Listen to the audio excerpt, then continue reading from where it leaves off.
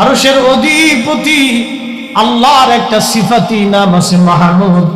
এই মাহমুদ শব্দ থেকে আমার আল্লাহ আপনি নবীর নাম রেখেছেন মুহাম্মদ সাল্লাল্লাহু আলাইহি ওয়াসাল্লাম। একবার জোরে বলা যাবে কি মারহাবা।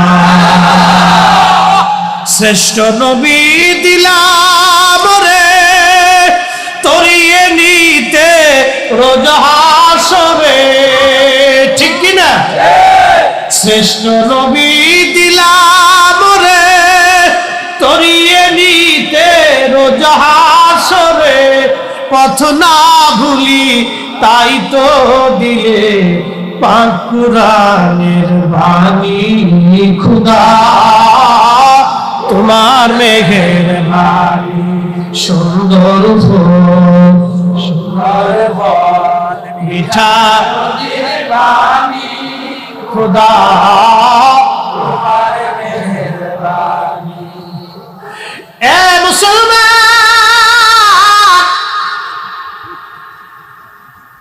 আল্লাহর নাম মাহমুদ, মাহমুদ শব্দ থেকে নবীর নাম রাখলো মুহাম্মদ। সুবহানাল্লাহ, কি দামি কথা, কি মজবুত কথা। এবার আপনারা বলেন, আল্লাহ যার নাম রাখে, আল্লাহর পরে যার মর্যাদা, আল্লাহর পরে যার উপরে ঈমান আনতে হবে, আল্লাহর পরে যাকে মানতে হবে, আল্লাহর পরে যিনি ইজ্জতওয়ালা, আল্লাহর পরে যিনি মর্যাদাওয়ালা, যিনি মাকামে মাহমুদওয়ালা, যিনি হাবিবুল্লাহ, যিনি সাহেবে কোরআন, সাহেবে জান্নাত, সাহেবে হাউজে কাউসার, ইমামুল মুরসালিন, সৃষ্টির মাথার উপরে যার কদম, যিনি এত বড় ইজ্জতওয়ালা, আল্লাহর পরে যিনি মর্যাদাওয়ালা, আল্লাহর পরে যাকে মানতে হবে, তিনি আখিরি নবী, তিনি আখিরি নবী। ওই নবীকে তাজিম করার জন্য, ইজ্জত করার জন্য, দাঁড়িয়ে সালাম দেওয়ার জন্য নতুন করে কোনো দলিলের প্রয়োজন হয় না। আমার নবী নিজেই দলিল। কথা বলেন ঠিক? আমার দেশের ভাইরা দলিল চায়, হুজুর দলিল কি? আরে বেটা, কোরআন চুমা দেওয়ার জন্য দলিল লাগে না, কোরআন মাথায় করে হাঁটার জন্য দলিল লাগে না, কোরআনকে ইজ্জত করার জন্য দলিল লাগে না, কারণ কোরআন তো নিজেই ইজ্জতওয়ালা। আমার নবী তাজিম করার জন্য দলিল দরকার নাই, কারণ আমার নবী নিজেই ইজ্জতওয়ালা। আমি দিছি না, ভোটাভুটি হয়েছিল, ভোটাভুটি করে আমরা দিছি না, কি কর ভোটাভুটি করেছেন। এক হুজুরি ওয়াজ করতেছে, আল্লাহ কিয়ামতে নবীরে মাকামে মাহমুদ দিবে, তবে আমরা দুরুদের কারণে দিব। নাউজুবিল্লাহ। কি বুঝলেন আপনি? হুজুর কত বড় হুজুর! ওরে হুজুর, সিটার, হ্যাঁ সিটার, খালি আন্তর্জাতিক মানে সিটার। ওরে বাটনা, একটু বুঝেন তো আপনি, উম্মতের দুরুদে নবী বলে মাকামে মাহমুদ পায়, এটা পাগলও তো কয় না। কি কথা কন না কেন? সর্বনাশ, কত বড় দুরুদওয়ালা রে! High high high. আর আমরা যখন কই তখন আমরা বেদাতি হইব। কি কথা কন না কেন? আমরা তখন বেদাতি, মাজার খুঁজে হয়ে গেছি।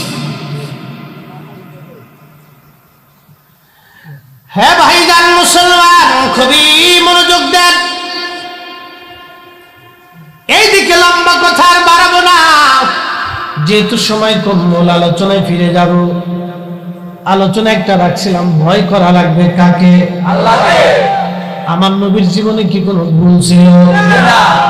তারপর আমার নবীজি কোনোদিন কোনো সময়ের জন্য কি আল্লাহর একটা হুকুম কোনোদিন ডাইভার্ট করছে? না। নবীর জীবনে ভুল নাই, গুনাহ নাই, তারপরও আল্লাহর নবী 100 বার প্রত্যেকদিন ইস্তিগফার করতেন। ভুলের জন্য না, এটা প্রেমের জন্য। কিসের জন্য? নবীর সাথে আল্লাহর প্রেম ছিল, এটা প্রেমের জন্য। নবীর ভুলের জন্য আল্লাহর নবী ইস্তিগফার করেন নাই, উম্মতকে শিখানোর জন্য করতেন। এই জন্য অধিক পরিমাণে আমাদের ইস্তিগফার দরকার। পৃথিবীতে একজন নবী ছিলেন, তার নাম হযরতে ইউনূস আলাইহিস সালাতু ওয়াস সালাম। চারজন নবীকে আল্লাহ কিতাব দিলেন। এক নম্বরে হযরতে দাউদ জবুর শরীফ আল্লাহ তাকে দিলেন। দুই নম্বরে হযরত মুসা কালিমুল্লাহ, আমার আল্লাহ তাকে তাওরাত কিতাব দিলেন। তিন নম্বরে ঈসা রূহুল্লাহ, আমার আল্লাহ তাকে ইনজিল দিলেন। চার নম্বরে রাহমাতুল লিল আলামিন, আমার আল্লাহ তাকে কুরআনুল কারীম আমার আল্লাহ তাকে দিলেন। জোরে বলবেন কি মারহাবা। জোরে বলেন কোরআন কার কালাম? আল্লাহ। সন্দেহ যদি কেউ করে ঈমান থাকবে না। আল্লাহ ওয়াস করে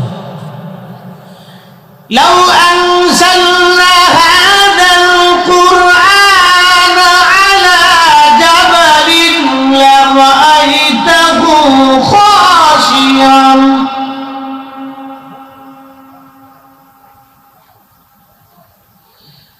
لرأيته خاشعا متصدعا من خشية الله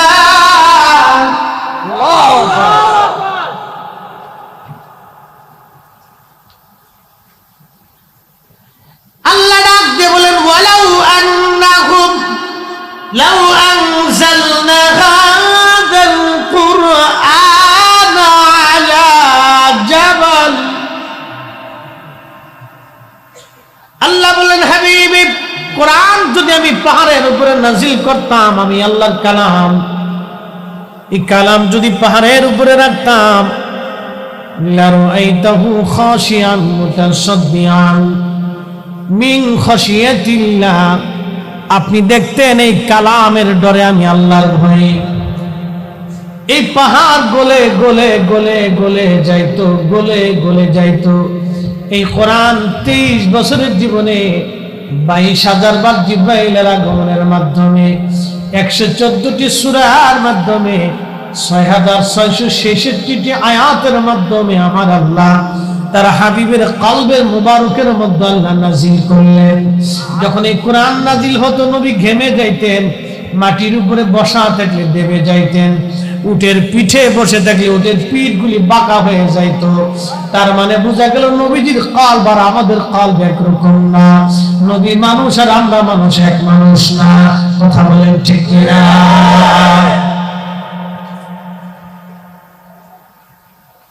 ওরা কোরআন পড়ে কিন্তু কোরআন বুঝে না। নবী মানুষ, আমরাও মানুষ, এক মানুষ না। এই কোরআন আমার আল্লাহ নাজিল করলেন তার হাবিবের উপরে। হযরত ইউনূস আলাইহিস সালাম একজন আল্লাহর নবী। বর্তমান ওমান নদীর বর্তমান ওমানের সাগরের পার নিনুয়া নামক এলাকাতে আল্লাহ তাকে পাঠাইলেন। প্রায় সেখানে 1 লক্ষের উপরে মানুষ ছিল। কোন কোন বর্ণনায় 1.5 লক্ষ, কোন কোন বর্ণনায় 1,70,000 মানুষ ছিল এই জনপদে। নিনুয়াতে আল্লাহ হযরত ইউনূস আলাইহিস সালামকে পাঠিয়ে বলেন, ইউনূস তুমি তাদের মাঝে কালেমার দাওয়াত তুমি পৌঁছায় দাও। এই দাওয়াত এখনো আছে, কিয়ামত পর্যন্ত দাওয়াত থাকবে। ঠিক কি না? খাজা মাইনুদ্দিন চিশতি আজমেরি সেন্দারি দাওয়াত দিয়েছে, তার এক দাওয়াতে 1 কোটি মানুষ কালেমা পড়েছে। কথা বলেন ঠিক? হুজুর গাউসে পাক মহিউদ্দিন আব্দুল কাদের জিলানী আল বাগদাদি আল হুসাইনি রাহিমাহুল্লাহ দাওয়াত দিয়েছেন। অসংখ্য বেঈমান কালেমা পড়ে মুসলমান হয়েছে।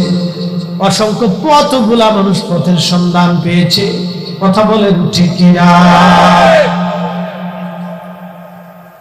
খাজা বাহাউদ্দিন নশবন বুখারী, মুজাদ্দিদ আল ফিসানি, সিরহিন্দি, ফারুকি, শাহজালাল ইয়ামানি, মুজাররদি দাওয়াত দিয়েছে। কোটি কোটি মানুষ কালেমা পড়েছে।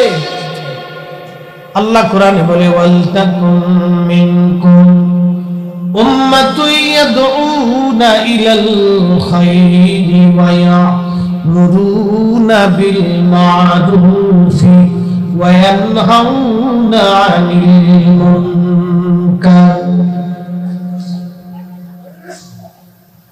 আল্লাহ ডেকে বললেন, হাবিব, আমার বান্দাদের ভিতরে এমন একদল বান্দা থাকবে যারা মানুষের মাঝে ভালো কাজের দাওয়াত দিবে, ওয়ায়ামুরুনা বিল মারুফ, মানুষের মাঝে তারা ভালো কাজের দাওয়াত দিবে, ওয়ায়ানহাউনা আনিল মুনকার, খারাপ কাজ থেকে আমার আল্লাহ ফিরায় রাখবে, খারাপ কাজ থেকে তারা ফিরাইবে। ও বাজান, আজকের মাহফিল একটা দাওয়াত, এই দাওয়াতের মাধ্যমে আমরা মানুষদেরকে ভালো কাজের দিকে দাওয়াত দিতে ডাকা হয়েছে। কথা বলেন ঠিক কিনা?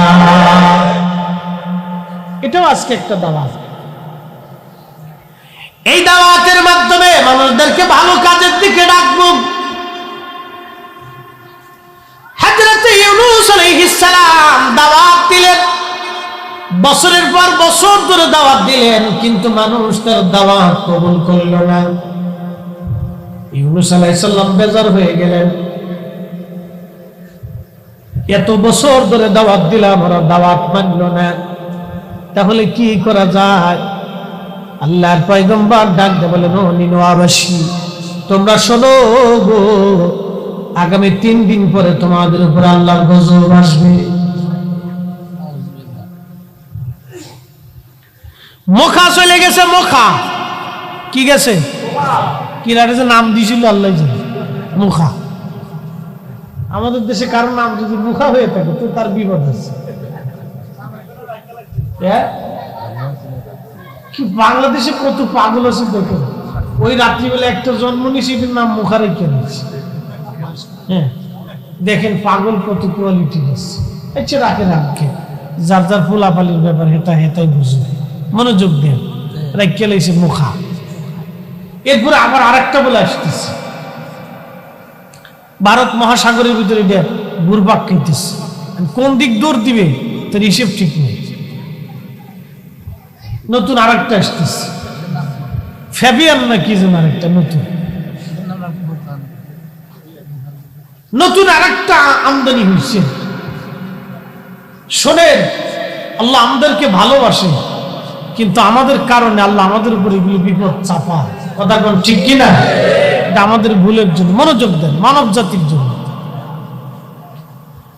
হযরত ইউনূস আলাইহিস সালাতু ওয়াস সালাম বহু বছর ধরে দাওয়াত দিলেন, কিন্তু মানুষ তার দাওয়াত কবুল করল না। ইউনূস আলাইহিস সালাতু ওয়াস সালাম বেজার হয়ে ওই নিনুয়া থেকে রওনা দিয়ে ইউনূস আলাইহিস সালাম বলেন, ও নিনুয়াবাসী, আজকে বহু বছর দাওয়াত দিলাম, তোমরা দাওয়াত মানলে না, তাহলে শোনো গো নিনুয়াবাসী, আগামী 3 দিন পরে তোমাদের উপরে খোদার গজব আসবে, তোমরা রেডি হইও। এই নিনুয়ার মানুষ খোদার গজব পাওয়ার ভয়ে 3 দিন পরে দেখলো আকাশ জুড়ে মেঘ, প্রচন্ড তর্জন গর্জন, মাথার উপরে খোদার গজব ঘুরপাক খাইতেছে। নিনুয়ার মানুষ তখন চলে গেল ওই এলাকার একজন মুরব্বী আলেম ছিল, বয়স্ক আলেম। আমরা অনেক সময় বয়স্ক আলেমদেরকে ডাক মানে মর্যাদা দেই না, আমরা মনে করি এর বয়স হয়ে গেছে, রিজেক্টেড হয়ে গেছে। আমরা বুড়া মানুষের দাম দেই না, অনেক সময় মনে করি বুড়া মানুষের আর তো কোনো ভ্যালু নেই, এটা বুড়া হয়ে গেছে। বাংলা একটা প্রবাদ আছে, পুরান চাল ভাতে বলে। কি চাল? পুরান চাল ভাতে বলে। বুড়াটির কি দাম দেখেন, এই বুড়াটির কি দাম দেখেন। অনেক সময় আমরা বক্তারা মনে করি আমি বিরাট বড় বক্তা, হেরানওয়ালা, ঘোড়ার ডিম কিছুই না। কথা কর না কেন, জোরে কর। কিচ্ছু না। মজলিসের ভিতরে এমন এমন কিছু আলেম মুরব্বীরা বসে থাকে, বাপ এদের মর্যাদা আমার আল্লাহর দরবারে অনেক বেশি, এদের ইবাদত আল্লাহর দরবারে অনেক বেশি, এদের উনাদের খোদার দরবারে অনেক বেশি। বাজানো খুব মনোযোগ দিয়েন। ওই নিনুয়াবাসী চলে গেল ওই মানে মুরব্বী আলেমের কাছে, যিনি ইউনূস আলাইহিস সালাতু ওয়াস সালামের ধর্মের উপরে, কালিমার উপরে, বিধানের উপরে আলেম ছিলেন। ইউনূস আলাইহিস সালাম মন বেজার করে চলে গেলেন। হযরতে ইউনূস আলাইহিস সালামের কওম ওই মুরব্বি আলেমের কাছে যায় বলতেছে, হুজুর আপনি তো আমাদের এলাকার সবার মুরব্বি, আকাশে মেঘ জমে গেছে, তুফান আসবে, বিপদ আসবে, কঠিন গজব আসবে। নবী হযরত ইউনূস বলে গিয়েছিল গজব আসবে, আজকে 3 দিন পরে আকাশে প্রচন্ড মেঘ জমে গেছে, খোদার গজব নাজিল হবে। ও মুরব্বি আমরা এখন কি করব বলেন? তখন মুরব্বি আলেম ডাক দেয় বলেন, ও নিনুয়ার মানুষ, যদি খোদার গজব থেকে তোমরা বাঁচতে চাও, নবী তো আর আমাদের মাঝে নাই, নবী তো রাগ করে চলে গেছে, নবীর তো আর পাবা না। যদি বাঁচতে চাও তাহলে ঘর থেকে তোমরা বাচ্চা কাচ্চা সহ মহিলা সহ বের হয়ে যাও, মাঠের মধ্যে চলে যাও। তোমরা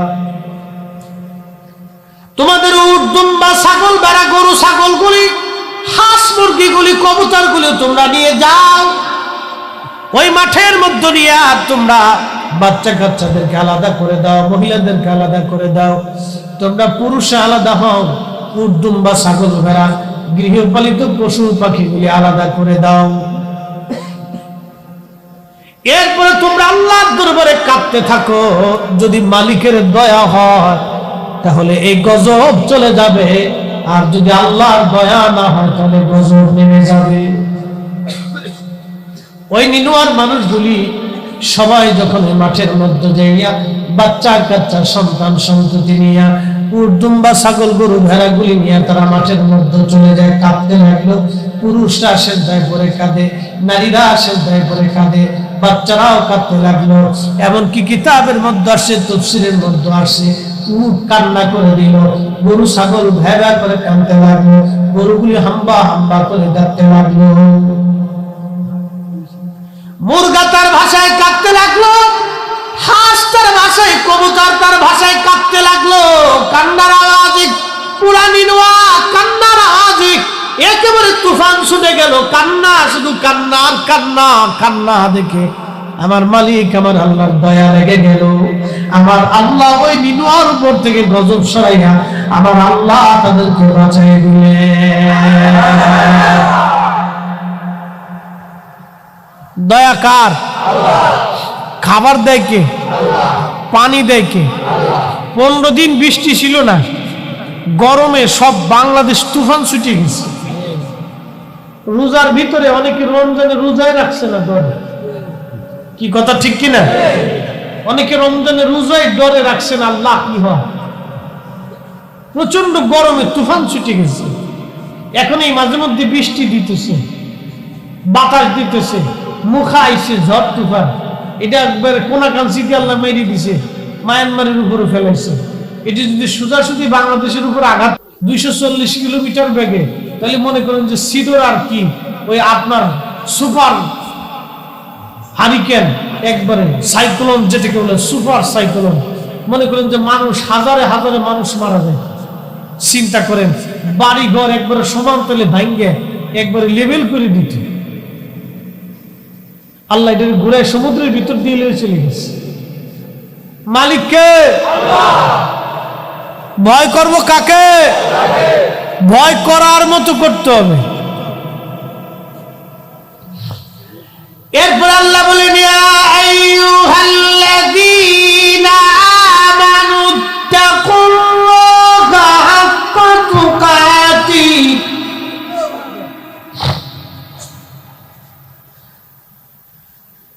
হাক্কা তুকাতিহি ওয়া লা তামুতুন্না ইল্লা ওয়া আনতুম মুসলিমুন।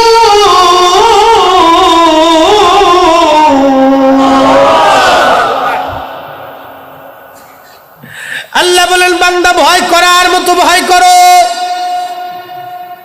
এখন ভয় করার মতো ভয় করতে হলে কি নামাজ পড়া না নামাজ ছাইরা? যে বেটা ঘুষ খায় সে বেটা আল্লাহরে ডরায়, ধরা না। যে বেটা ঘুষ খায় বেটা আল্লাহরে ডরায়।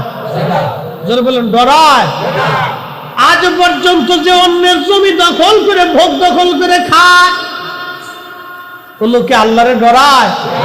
না না না, অবশ্যই না, ডরায় না। ও যদি ডরাইতো তাহলে জন্মের জমিন বুঝাই দিয়ে দিত। ডরায় না, সে চিন্তা করতেছে আমি বহুদিন বেঁচে থাকবো। একদিন মাটির ভিতরে হবে ঘরে, কেন বাঁধো দালান ঘর, মনামা কেন বাঁধো দালান ঘর। আমার দেশের যেই নারী বেপর্দা হয়ে রাস্তায় চলে, ওই নারী কি আল্লাহকে ভয় পায়?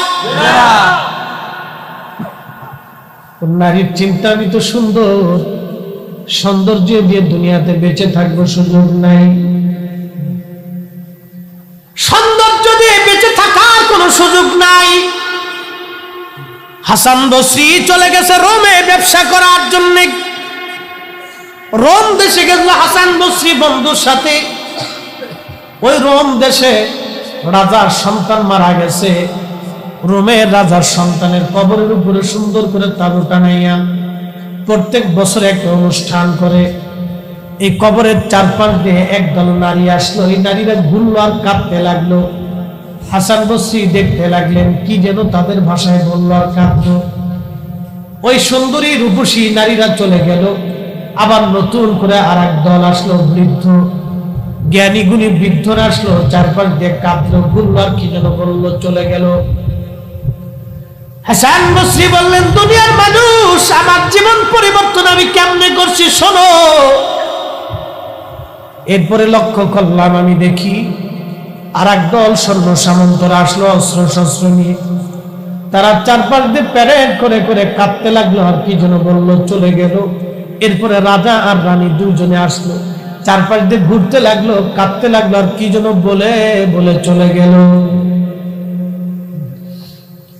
আমি আমার বন্ধুকে বললাম, বন্ধু তুমি তো তাদের ভাষা জানো, বন্ধুরে তাহলে বলবা কি এই মানুষগুলি কবরের চারপাশ দিয়ে ঘুরে ঘুরে চলে গেল, কাঁদতে লাগলে বিষয়টা কি বলো।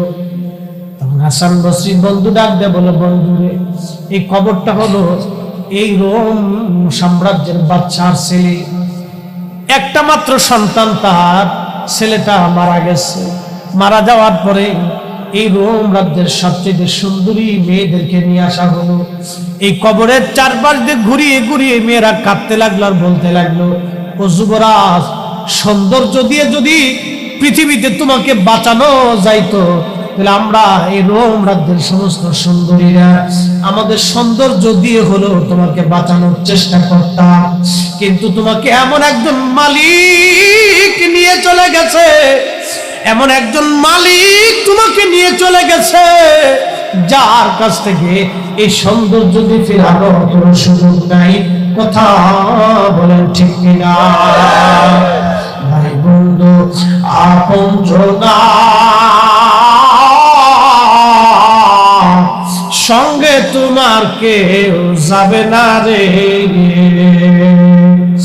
ও তোর খালি হাতে একা পথে, খালি হাতে একা পথে যাইতে হবে বেরি, দেখলাম ঝাঁকমা দিয়ে দুনিয়াদারি,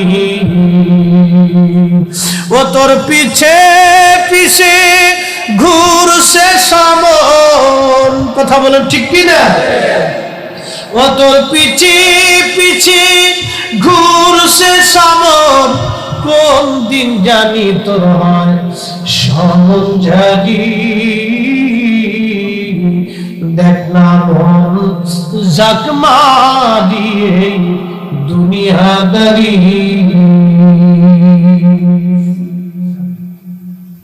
কষ্ট হয়? থাকবেন আর কিছু সময় থাকবেন? হ্যাঁ, সারাত্র ইনশাল্লাহ কর। আঁকা লাগতো না, নেকি হয়ে গেছে, নেকি আল্লাহ লিখে বলছে। আল্লাহর খুব অভাব, তাই না? শ্রীলঙ্কার মতো আল্লাহ মন্দায় পড়ছে নাকি কন? এই যে আমেরিকা বলে মন্দায় পড়ে গেছে, এই আমেরিকার মতো কি আল্লাহর অর্থনৈতিক সংকট আছে নাকি কন?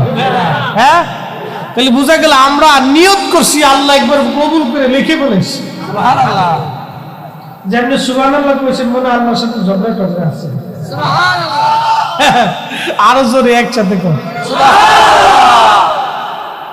খুশি হন নাই? সারা রাত থাকা লাগবে না, কিন্তু নেকি লেখা হয়ে গেছে। সুবহানাল্লাহ, এরকম মালিক আর কোথায় পাবেন বলুন তো? আপনি মালিকের কার বাড়িতে কাজ করেন, কারখানায় কাজ করেন, সরকারি চাকরি করেন, দোকানে ব্যবসা করেন, কাজ করেন, যদি আপনি ঠিক মতো এই টাইম টু টাইম মতো কাজ আদায় করে না দেন, তো মালিক আপনাকে বেতন দিবে না। কিন্তু আমার এমন একজন মালিক, রব্বি করিম, আল্লাহ রহমান রহিম গফুর গফফার, করিম সত্তার, রহিম ও জব্বার, খালিক ও বার, সেই রব্বি করিম সারা রাত আপনার পালন করতে হয় নাই। এশার নামাজ কেউ যদি জামাতের সাথে পড়ে, আরে পোকা খুব জ্বালা, একটু অস্থির, এই পোকাটা মাটির নিচে থাকে, এটির আগে বান্ধে আগে মাছ শিকার করতাম, এতে হানু ওয়াজে ডিস্টার্ব করতেছে, তোরে আগে পাইছি না রে, তাহলে পাইলে তোরে মাছের খোরাকি বানায় লাগতো। এলে শয়তান এসে ওয়াজে মাঝখানে একটা ডিস্টার্ব দিয়ে গেছে। একসাথে পড়ে লা হাওলা ওয়ালা কুওয়াতা ইল্লা বিল্লাহ। আল্লাহ কত বড় দয়াবান! আপনি এশার নামাজ পড়ে জামাতের সাথে এশার নামাজ পড়ে ঘুমাবেন, ফজরের নামাজ আপনি জামাতের সাথে পড়বেন, আপনি ঘুমাইলেন, ঘুম আপনার হবে কিন্তু নেকি বন্ধ হবে না, ফেরেশতাদের কলম চলা বন্ধ হবে না। আপনি ঘুমাইছেন কিন্তু আমার আল্লাহ সারা রাত জেগে থাকার ইবাদত করার নেকি আমার আল্লাহ আপনার আমল নামায় লিখে দিবে। এরকম মালিক পৃথিবীতে আর আছে? নাই। কাজ করেন নাই কিন্তু বোনাস দিয়ে দিচ্ছে, এইরকম মালিক আর নাই। কাজ করেন নাই কিন্তু বোনাস দিয়ে দিছে আল্লাহ। সে রব, সে আল্লাহ, সে মালিক। হযরতে হাসান বসরি ডেকে বলেন, বন্ধু, তারপরে ওই মুরব্বীরা আসলো কবরের চারপাশে ঘুরলো, এরা কারা? বলে এই মুরব্বীরা হলো এই দেশের সবচেয়ে বড় জ্ঞানী গুণী দার্শনিক এবং বিজ্ঞানী। এরা চারপাশ দিয়ে কবিরাজ ডাক্তার ঘুরে ঘুরে বলল, যুবরাজ, যদি জ্ঞান আর মেধা দিয়ে তোমাকে বাঁচানো যাইতো, তাহলে আমরা জ্ঞান আর মেধা দিয়ে তোমাকে বাঁচানোর চেষ্টা করতাম, কিন্তু তোমাকে এমন একজন মালিক নিয়ে চলে গেছে যে মেধার জ্ঞান দিয়ে তার কাছ থেকে ফেরানো সম্ভব না। ওই মালিকের নাম কি ধরে বলে?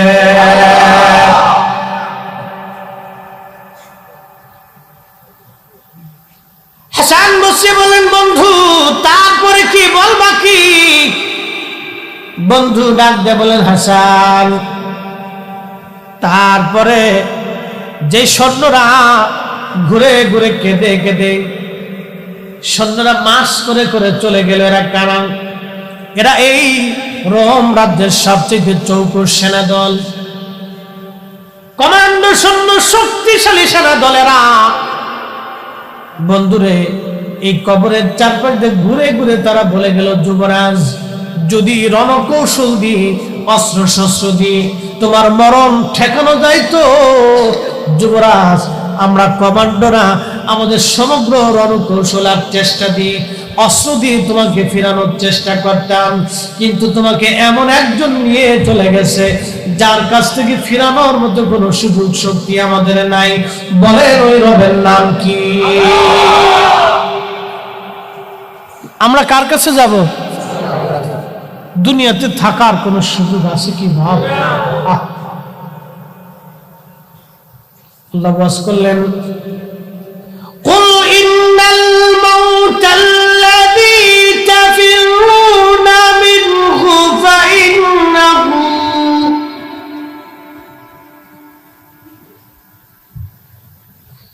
তাফিরুনা মিনহু ফাইন্নাহু মুলাকীকুম। আল্লাহু আকবার।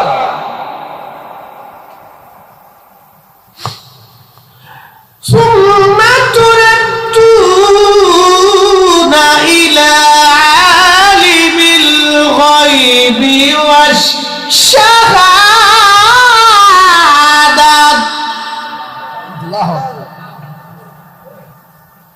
কার কালাম? আল্লাহ ডেকে বললেন, কুল হুজুর হাবিব আপনি বলে দেন, ইন্নাল মাউতাল্লাযী তাফিরুনা মিনহু ফাইন্নাহু মুলাকীকুম। হুজুর সপ্তম আসমান, সপ্তম জমিন, সাগরের গহীনে, পাহাড়ের গুহার ভিতরে, গহীন ও জঙ্গলে, আর যেখানে লুকাক না কেন, মরণ তার সাথে মুলাকাত করবে। সুম্মা তুরাদ্দুনা ইলা আলিমিল গায়বি ওয়াশ শাহাদাত। আমি মালিকের দরবারে তাকে আসতেই হবে। সে এমন একজনের কাছে আসবে, আমি সেই মালিক আল্লাহ। তার প্রকাশ্যটাও জানি, তার গোপনটাও জানি, অন্তরের খবরও জানি, বাহিরেটাও আমি আল্লাহ জানি। গোপনে কি করছে বান্দা আল্লাহ তাও জানে, প্রকাশ্যে বান্দা কি করেছে আল্লাহ তাও জানে। ওই মালিকের নাম কি, জোরে বলে।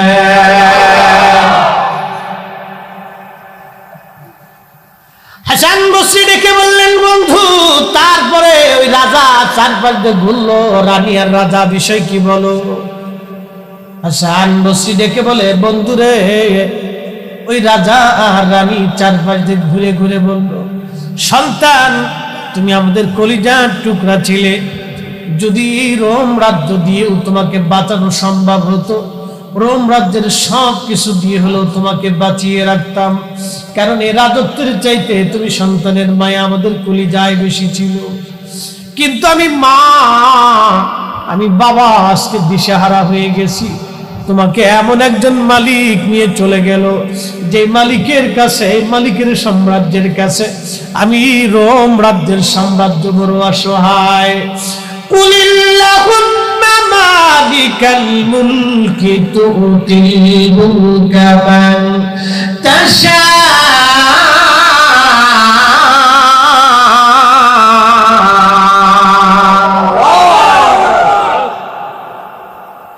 আল্লাহ বলেন, হুজুর আপনি বলে দেন, সমগ্র মুলকের মালিক আমি আল্লাহ, সমগ্র মুলকের মালিক আমি আল্লাহ।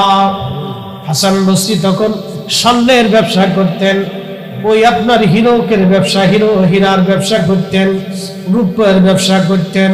হাসান বসরি বন্ধুকে স্বর্ণ রূপা সোনা দানা বুঝাই দিয়ে বললেন, বন্ধু আমি হাসান বসরি আজকে থেকে আর কোনোদিন এই ব্যবসা করব না। যদি ব্যবসা দিয়ে সম্পদ আর সোনা দানা দিয়ে দুনিয়ার মধ্যে বেঁচে থাকাই যাইতো, তাহলে এই বাচ্চার ছেলে আগে থাকতো। যেহেতু দুনিয়ার মধ্যে থাকার আর সুযোগ নাই, আমি হাসান আর এই কাজে নাই। যে কাজ করলে মালিক খুশি হবে, আমি আল্লাহর কাজে নিয়োজিত হয়ে গেলাম। হাসান বসরি দুনিয়ার সব কিছুকে লাথি মেরে ফেলে দিয়ে আল্লাহর ইবাদত নিজেকে নিয়োজিত করে দিয়ে পৃথিবীর সর্বশ্রেষ্ঠ আলেমের একজন আলেম হয়ে গেলেন, দুনিয়ার সর্বশ্রেষ্ঠ জাহিদের একজন জাহিদ হয়ে গেলেন। আর কোনোদিন তিনি ব্যবসা বাণিজ্য করেন নাই।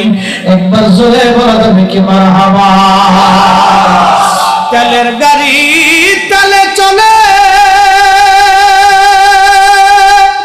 হাওয়ার গাড়ি হাওয়ায় চলে, তেলের গাড়ি তেলে চলে, হাওয়ার গাড়ি হাওয়ায় চলে, বিনা তেলে চালায় গাড়ি নবী সুলাইমান। সেই মুসলমান আমরা, সেই মুসলমান মসজিদের জুতা চুরি করে নিয়ে যাই, সুদের ব্যবসা করি, ঘুষের কারবারি করি, মানুষের মাথায় বাড়ি দেই, মানুষের মাথায় কাঁঠাল ভেঙে খাওয়ার চিন্তা করি। কথা কন ঠিক কিনা? আল্লাহ বলেন, ওয়ালা তামুতুন্না ইল্লা ওয়া আনতুম মুসলিমুন। মুসলমান না হইয়া কিন্তু মইর না, মুসলমান না হয়ে মইর না, মুসলমান না হয়ে মইর না, মুসলমান না হয়ে মইর না। মুসলমান হয়ে কবরে যাও, মুসলমান হয়ে কবরে যাও। ওই কবর প্রত্যেক দিন আমাদেরকে ডাকে, কবর প্রত্যেক দিন ডাকে আর বলে, হে বান্দা, আমি সাপ বিচ্ছুর ঘর, আমি আগুনের ঘর, আমি নির্জন ঘর, আমি একাকিত্বের ঘর। বান্দা বুঝে আসো আমি আমার কাছে, বুঝে আসো আমি আমার কাছে। আমি কবরের কাছে, তুমি বুঝে সুঝে আসো।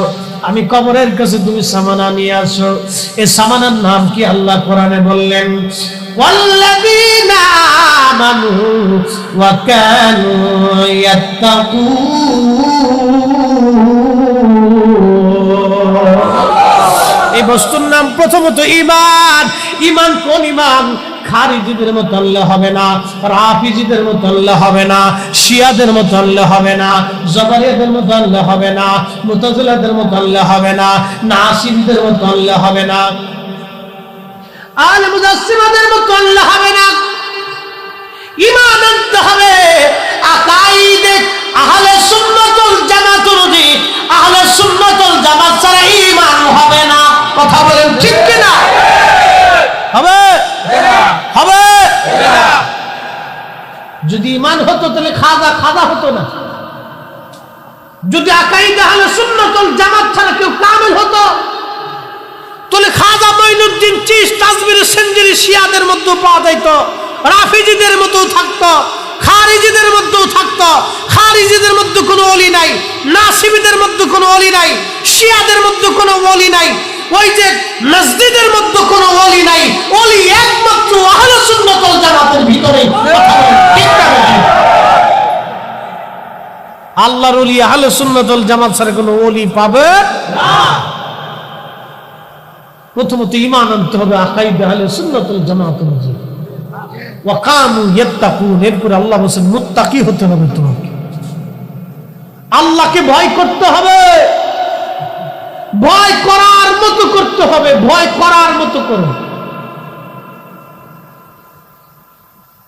হে মা বোনেরা, যদিও এই ঘটনাগুলি আপনারা বহুবার শুনেছেন, তারপর আমি বলে দিয়ে যাই কিভাবে আল্লাহকে ভয় করা লাগবে। হুজুর গাউসে পাকের আব্বা যান নদীর মধ্য দিয়ে ফল ভেসে যাচ্ছিলেন, ক্ষুধার তাড়নায় ফল খেয়ে ফেললেন। ফল খাওয়ার পরে চিন্তা করলেন, আমি তো ফল খাইলাম কিন্তু মালিকের কাছে তো জিজ্ঞাসা করি নাই, আমি তো ফল খাইছি কিন্তু মালিকের কাছে তো জিজ্ঞাসা করি নাই, তাহলে আমার উপায় কি হবে? আবু সালেহ জঙ্গির মুসা রাহমাতুল্লাহ আলাইহি চলে গেলেন নদীর কিনারা দিয়ে পারে পারে হেঁটে হেঁটে দেখলেন নদীর কিনারা একটা ফল গাছ। সেই ফল, যে ফল উনি খেয়েছিলেন, বাড়ির ভিতরে যে সালাম দিলেন, কে? মুরব্বী বের হয়ে আসছে। কে গো বাবা?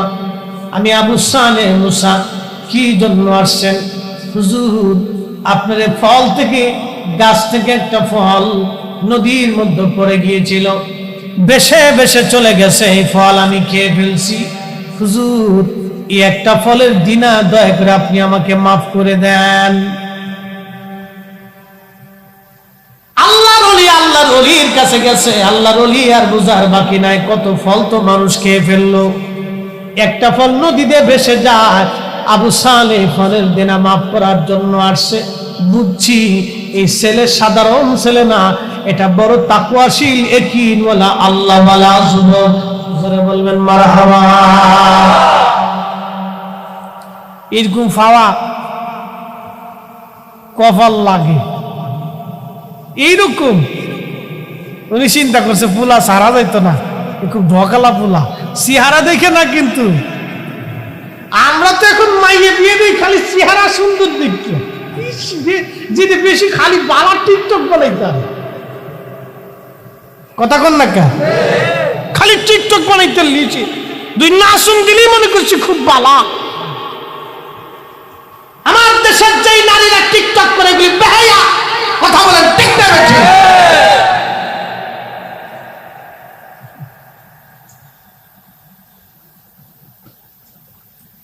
হযরত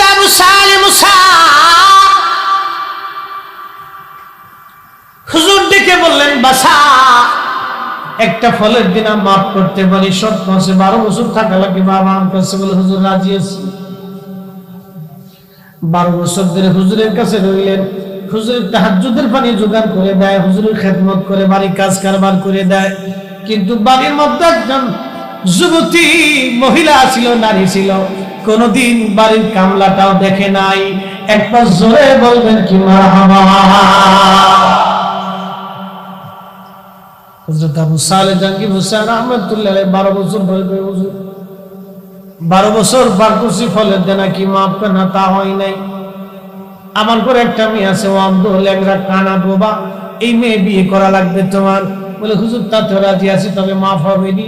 বলে হ্যাঁ তোমার মাফ হয়ে যাবে। বিয়ে হয়ে গেল, বাসর করে গেছে বিবি দেখার জন্য। যায় দেখলেন সুন্দরী রূপসী একজন মহিলা ঘরের মধ্যে বসে আছে। বের হয়ে দৌড় মারছে। শ্বশুর আব্বা ডাক বলে আবু সালেহ দৌড়াও কেন? বলে হুজুর আপনি না বললেন ল্যাংড়া, কানা, বোবা, ঘরের মধ্যে দেখি সুন্দর একটা মহিলা বসে আছে, উনি কি আমার স্ত্রী? বলে হ্যাঁ রে আবু সালেহ, উনি তোমার বিবি। ও আবু সালেহ, তবে শোনো, আমি অন্ধ, ল্যাংড়া, কানা কেন বলেছিলাম? আমার এই মেয়েটা জীবনে কোনোদিন বেগানা পুরুষের চেহারা দেখে নাই। হইছেন আরো জোরে কর। জীবনে কোনোদিন বেপরদা অবস্থায় ঘর থেকে বের হয় নাই। আবু সালেহ রে, আমার এই মেয়েটা জীবনে কোনদিন কোন বেগানা পুরুষের সঙ্গে কথা বলে না, এই জন্য ল্যাংড়া, কানা, বোবা বলছি। মহিয়সী নারীর গর্ভে যিনি দুনিয়াতে এসেছিলেন তিনি হুজুর গাউসে পাক মহিউদ্দিন আব্দুল কাদের জিলানী মুরাকাবার মধ্যে বসে বসে বসে বসে লৌহে মাহফুজের পৃষ্ঠা দেখতে পারতেন। তিনি মহিউদ্দিন আব্দুল কাদের জিলানী। একবার জোরে বলবেন মারহাবা। কষ্ট হইতেছে? হ্যাঁ, বুঝে যান মাটা কেমন ছিল আর বাপটা কেমন ছিল, কেমন মা ছিল আর কেমন বাপ ছিল। আর আমরা দেশের বেডিরে খালি টিকটক বানানোর দান্দা। ফেডের ভিতরে বাচ্চা লিয়ে দিন বুড়িয়ে নাটক দেখতেছে, ফেডের তে বেরোয় আসার পরে ওইটাও টিকটক শুরু করে দিই। আসতে বলেন কেন, জোরে বলেন। জাতি কি আশা করবে বলেন তো?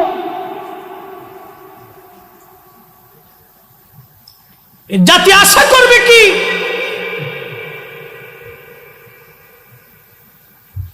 বড়রার মুসলমান, এইদিকে আর লম্বা কথা বাড়াবো না, মূল আলোচনার দিকে ফিরে যায়। হুজুর হযরতে ইউনূস আলাইহিস সালাম তিনি রওনা করে রাগ করে চলে আসলেন। খোদার গজব আসলো, নিনুয়াবাসী কান্নাকাটি করে গজব সরাই দিল।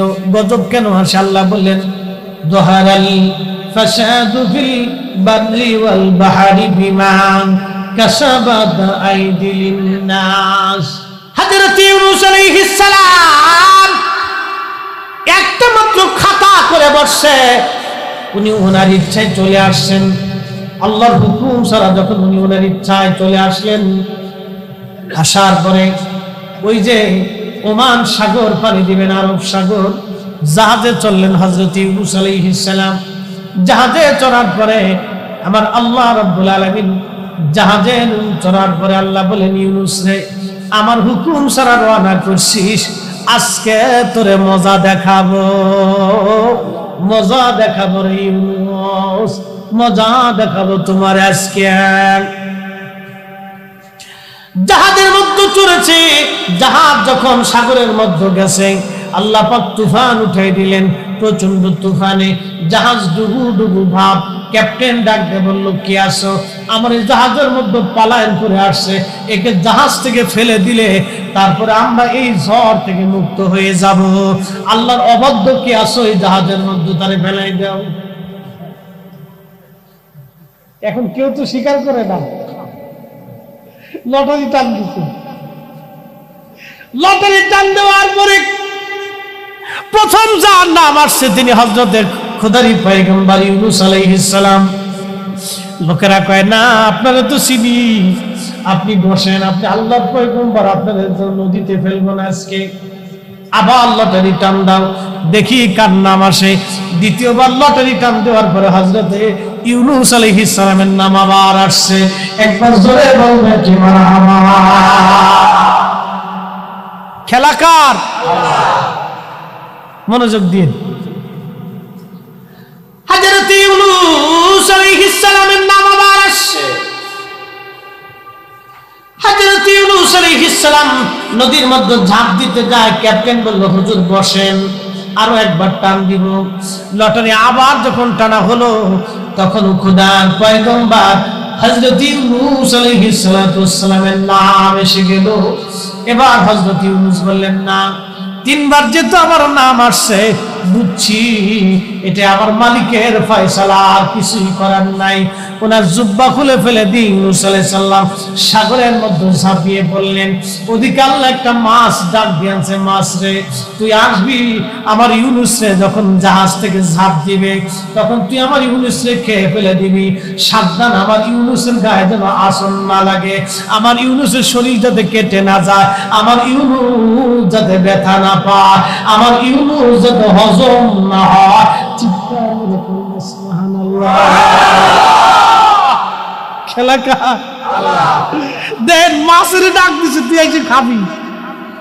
আবার কয় শরীর যাতে না কেটে যায়, ব্যথা যাতে না পায়, হজম যাতে না হয়। দেখেন জেলখানার ভিতর বন্দি করতেছে, আবার মায়াও লাগে।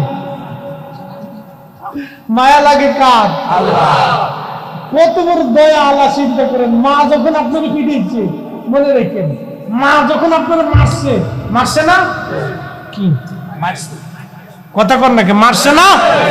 মা যখন মারছে তখন মা কিন্তু আপনার পিছে মারে নাই, মার কলিজার ভিতরে আঘাত হচ্ছে। এটা কিন্তু চরম সত্য।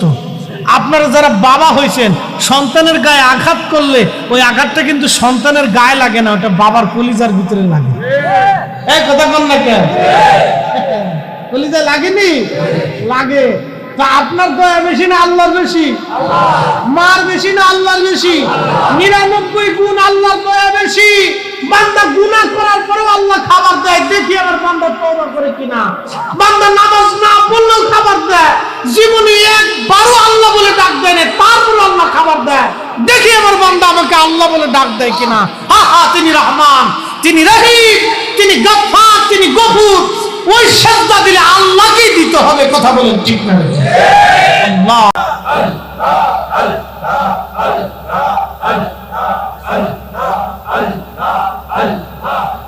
পাক সুবহান কে পাবে বুঝিতে তোমার শান। আল্লাহ আল্লাহ আল্লাহ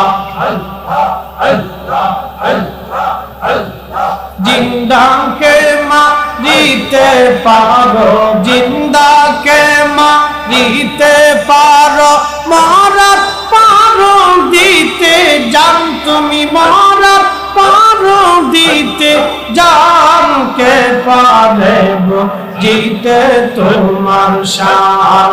আল্লাহ আল্লাহ আল্লাহ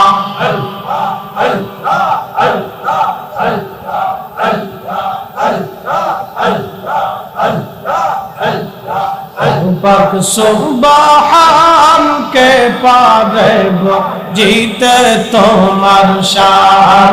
আল্লাহ আল্লাহ আল্লাহ